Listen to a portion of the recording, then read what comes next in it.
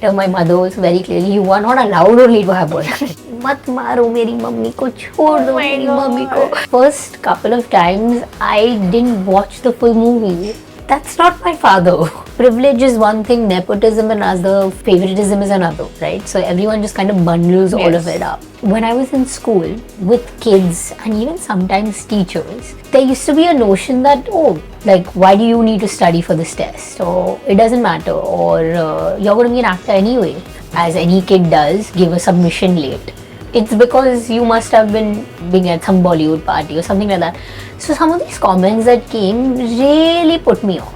Hi, I'm Avantika Dassani and you're watching me only on midday.com. Hello everyone, this is Ocean Fernandez for midday.com and today we are in conversation with the gorgeous Avantika Dassani. Hi Avantika. Hello and thank you for that introduction. That's so sweet. You are gorgeous. I mean, obviously you take it after your mother.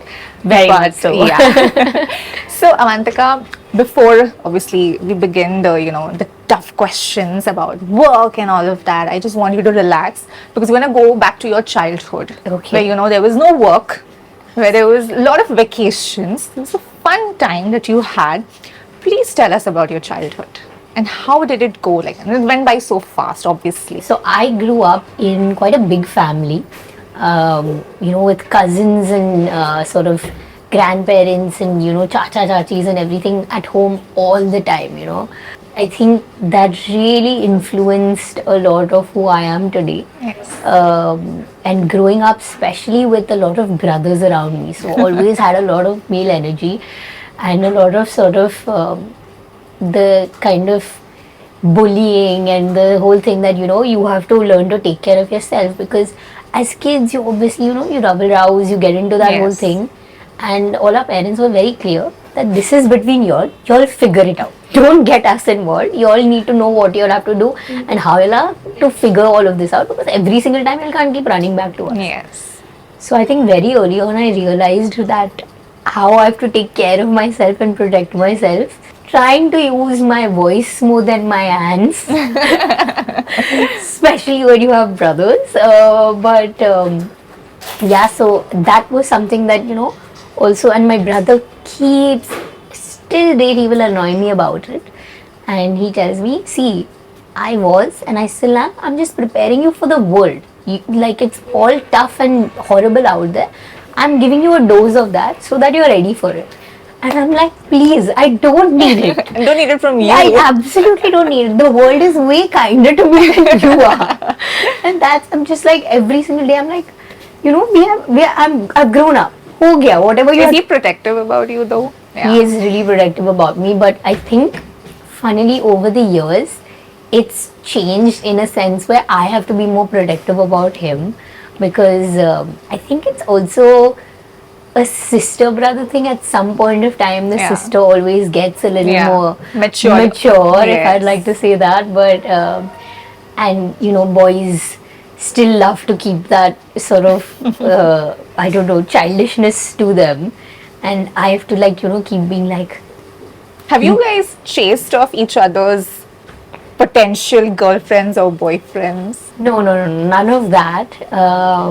When I was younger, definitely not now, but when I was much younger, and you're just starting off the whole concept of I like a boy, and a crush and having a boyfriend or any of that, which also anyways I was allowed to do only later. My mother was very clearly, you are not allowed only to have boyfriend. So I was like, what is the point of liking someone? I'm not allowed to have a boyfriend. So I think when it came to that stage, my brother was kind of like, who are you talking to? Where are you going? Who's this boy? Why is he following you? Why is he this thing? All of those kind of things. And even when there would be friends of mine that would come home, and especially on birthdays or to wish you at 12 and all of that, if he saw boys who he did not know over the years, obviously the group of friends that he knows, and then one or two of them would be new boys, it would suddenly, his whole demeanor would change and he would sort of just kind of be, and he was the older brother by 5 years, so it would always be like, who are you? That kind of energy. It's that Ross and Monica concept. Yeah, when he goes to Chandler and goes and tells that kind of a thing. You better take care of her. Yeah. But over the years, it became a whole thing where it was always when he would talk to me about his girls, I would have to be like, Oh, so he came with the questions to you. yes, because then I would have to, be like, okay, I would have to like very nicely put it to him that she's a very nice girl, but not a nice girl for you. How do I tell you this nicely?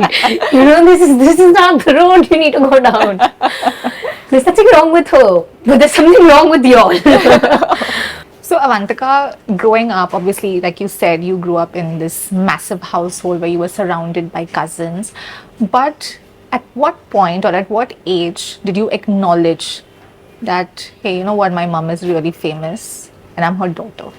I think it actually started happening early on for us because we would go on holidays, and this would be anywhere in the world, and I mean, it's something that we later realized sort of the impact. Yeah. But we would sort of get hounded, or there would be people coming up for pictures or autographs, or just, coming and talking to mom and sort of, telling us that. And the incredible thing for me is that till date, whenever I meet people, especially now working in this industry, even when I'm on sets and things like that, people will come up to me and tell me, like, we're big fans of your mother and things like that. And I just be like, oh, that's lovely. And then they will tell me their story of Maine Pyar Kiya. Oh. And it's so wonderful because everyone has a story with that movie. Yes. कि मैंने 50 बार देखी है, मैंने 20 बार देखी है, and we would, every summer we would be dancing on the songs, or that was the first movie I saw in the theater, or my brother told me that this is the girl I'm going to marry, and we used to collect those photo stamps, Yes. those things that used to happen before. So it's just so interesting to see that it could have that effect on so many people and be part of like their memory. How old were you when you watched Maine Pyar Kiya? I don't know. I don't remember the age, because I'll tell you. Were you in school or like? Yeah. I was in school, much younger actually at that point of time. But the first couple of times I didn't watch the full movie because I think that's about everyone's story. Yeah. Like, at least from my generation, we have always watched like either the first half or the second half. Yeah. Because it's a long movie. Yeah, of course. But mine was more the thing that, and any of mom's work is when you're a kid and you see your mother sad or crying or in a difficult situation, you don't understand it, you don't comprehend it, and all it does is upset you. Yeah. So that was the reason why we couldn't watch her on screen, because obviously She has a lot of emotional she has a lot of emotional scenes in the movie, and you're not sort of comprehending that, and it would really upset us. I don't know about my brother, but I actually didn't watch it for a really long time because of that. Oh my god. So I don't remember what age per se it was or what my first feelings were, but this I remember being a kind of a thing. And every child who has watched their parent on Yeah. screen, throughout the years, they all have a different story to tell. Yeah. And this is also something unique. Yeah. Like, because you couldn't see your mom crying on Yeah. screen. I mean. Yeah, of course. And also the idea, right, that's not my father. When you're... I was about to get to that. But then, I don't know if we are name dropping.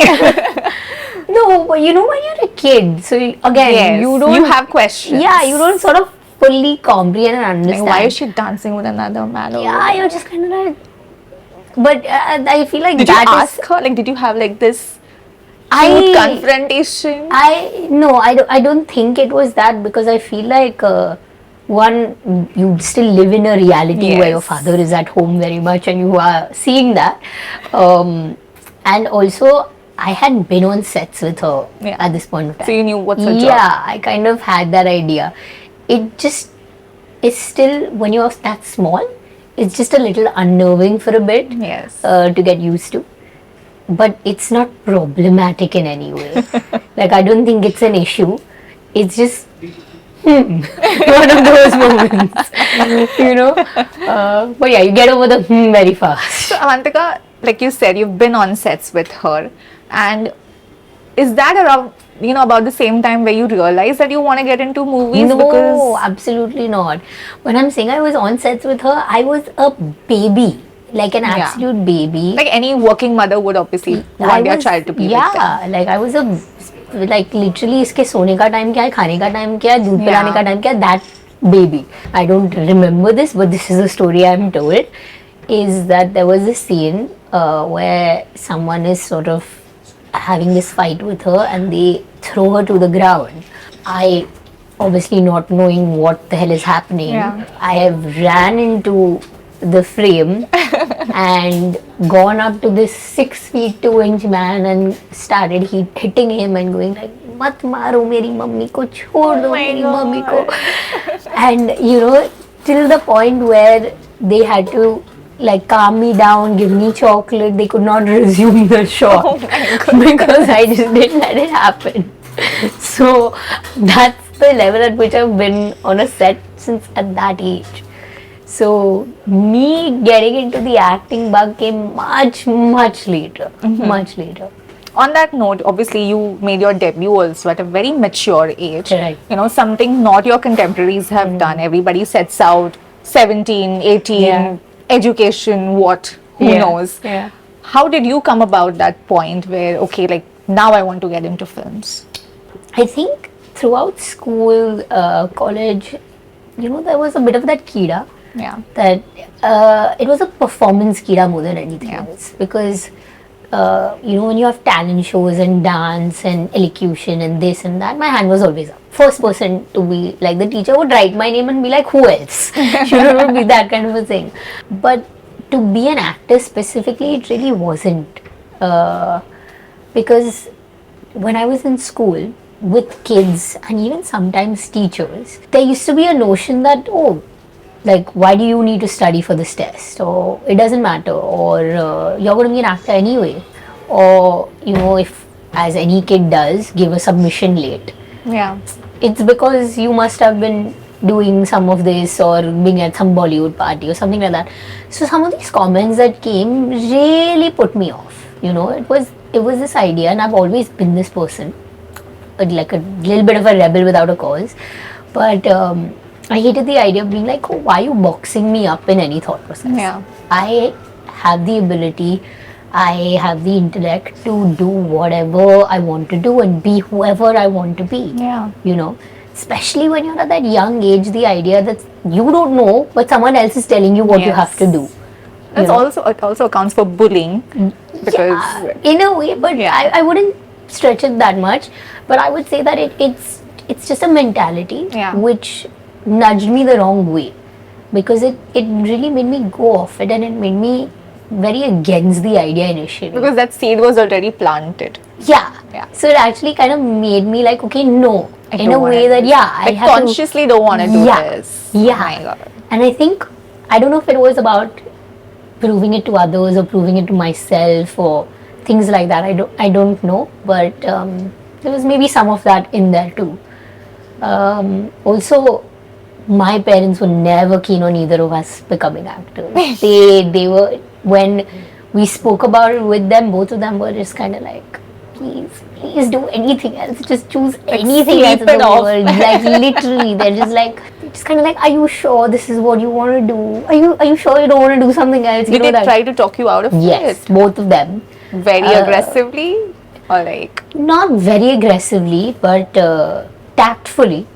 Being like, this is everything wrong with the industry and this is everything wrong with this profession. Do you still want to do this? It used to be that kind of a thing. And for me also, it came on much later. They were very clear for both of us that you have to have an education. You have to have a degree. Because, you never know what happens with this line of work, whether it works, whether it doesn't. You need to have that sort of life experience. You have to have an education to fall back on. Avantika, obviously when you made your debut, you made the entry into this industry at a time when the conversation around nepotism was a very hot topic. And obviously you must have been subjected to those questions when you made your debut. But then in these 2 years that you have worked and you've met people and you've heard stories of others who are also in this line of work, What is your take on that? If I'll be honest, I think first of all, this word has been really abused. Yes. I don't think people understand Where it comes from, where the it comes connotation from and to what it. the connotation is, right? There's privilege is one thing, nepotism another, favoritism is another, right? So everyone just kind of bundles all of Yes. it up. That's one aspect that I feel.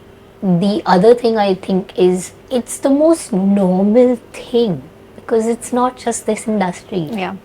You have families of doctors, you have families of lawyers. Half our businesses are family businesses. Yes.